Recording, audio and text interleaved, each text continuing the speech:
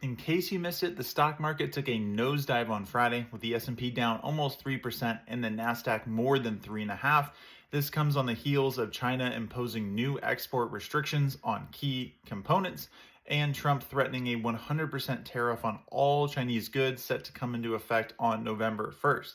Of course, the market responded negatively, mostly because people believe that the trade war had been a solved issue. With the truths from, a few months ago, folks figured, hey, we're already past it. It's not a threat anymore. So, of course, this kind of coming out of left field blindsided a lot of people.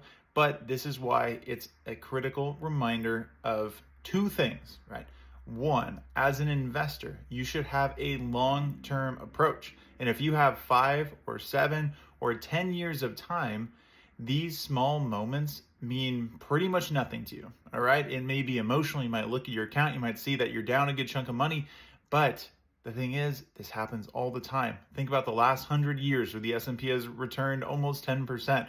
We've seen world wars. We've seen a ton of conflict. We've seen trade this, trade that. Whatever you can think of has happened in the last century.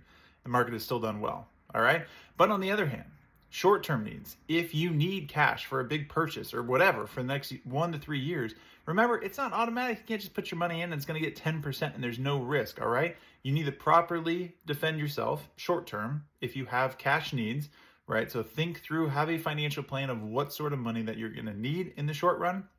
And then long-term, stick to your plan, regardless of whatever the short-term turbulence is going to be.